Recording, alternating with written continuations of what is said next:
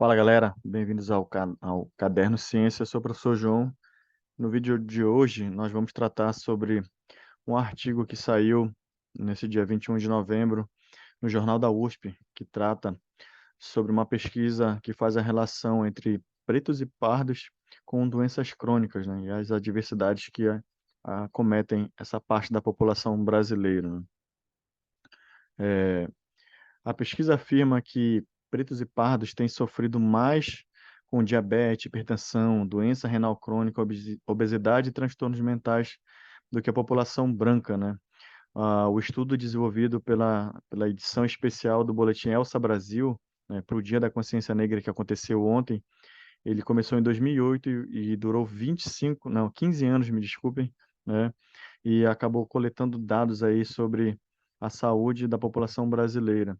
Essa pesquisa foi conduzida por pesquisadores da Fundação Oswaldo Cruz, juntamente com a USP e as universidades da UFMG, a UFES, a UFBA e a Universidade Federal do Rio Grande do Sul, né?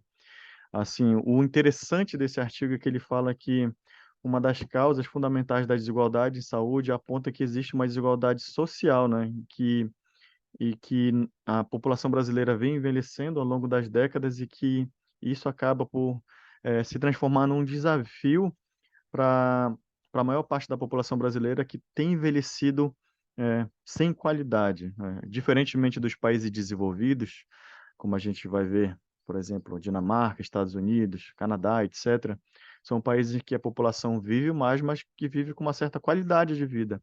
Já diferente do Brasil, né? Aí o Instituto Elsa identificou que entre os anos de 2008 e 2010, para cada pessoa branca convivendo com 6 ou mais condições crônicas, havia aproximadamente 13 pessoas pardas e 15 pessoas pretas na mesma situação. Pretos e pardos eram os mais adoecidos por hipertensão, diabetes, doença renal crônica e quase um terço desse grupo eram pessoas com obesidade. Pardos estavam logo na sequência com 23% do grupo com hipertensão, 20% com diabetes, 9% com doença renal e 23% com obesidade. Contudo, se descobriu também que as mulheres pretas eram as que mais adoeciam por múltiplas condições desde o início do estudo, né? Cerca de 10% das mulheres pretas conviviam com 6 ou mais doenças crônicas no início do estudo, 40% delas conviviam com transtornos mentais comuns, como ansiedade, depressão, e 30% com obesidade. Já a diabetes e hipertensão eram mais frequentes nos homens pretos, condições que estavam entre 30% e 50% desse grupo, respectivamente, né? Aqui o artigo da USP fala o seguinte, que no Brasil as adversidades estão presentes de forma desigual entre esses grupos sociais, né? O Instituto Elsa Brasil identificou que 73% das mães dos participantes pretos e 65% das mães de pardos não frequentaram a escola ou possuíam ensino fundamental incompleto. Já entre os participantes da pesquisa brancos, eram os mais escolarizados. 68% das mulheres brancas e 66% dos homens brancos possuíam ensino superior completo. O mesmo indicador foi de 30% para as mulheres pretas e 23% para homens pretos, os últimos da categoria.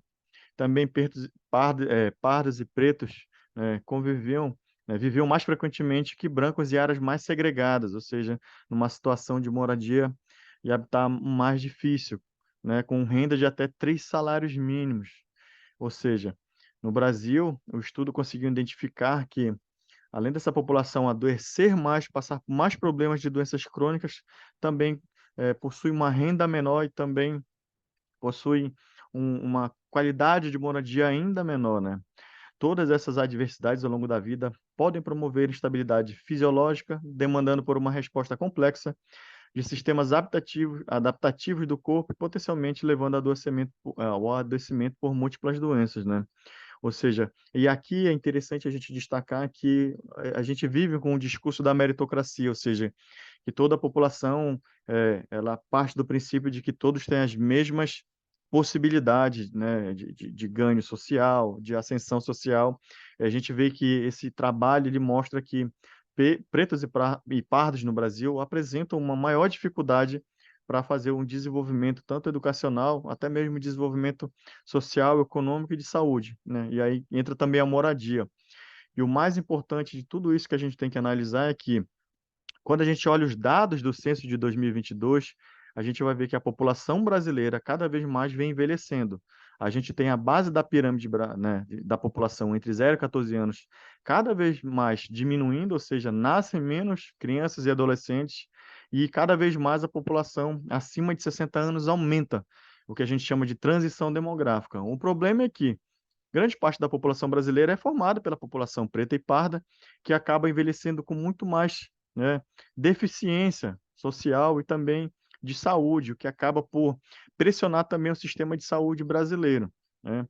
Então, a gente vê vários problemas aqui, né? Uma população economicamente ativa cada vez menor, uma população idosa cada vez maior e com um grande grau de doenças crônicas. Então, o censo de 2022 ele casa muito com essas informações aqui do Instituto Elsa Brasil. É, para completar, gente, o estudo está aqui, vem mostrando aqui, ó. Eu vou deixar o link aqui, esses três links, tanto o link do censo, o link do artigo publicado no Jornal da USP e o link com esses dados aqui das populações pretas e pardas, né, de doenças crônicas que vem acontecendo aqui no Brasil. Então, é interessante a gente sempre lembrar que, quando acontece o crescimento econômico, ele tem que vir atrelado ao desenvolvimento social. Quando essas duas coisas não acontecem, a gente vê o que acontece aqui no Brasil, de que muitas vezes cresce o bolo da economia, mas só que na hora da divisão, esse bolo fica mais por parte de uma população, e aí que nesse caso seria a população branca. E criar uma política pública para tentar sanar essas dificuldades, esses problemas sociais dentro da população brasileira devia ser algo primordial para que a gente diminuísse essa desigualdade social que cresce década após década, não é, gente?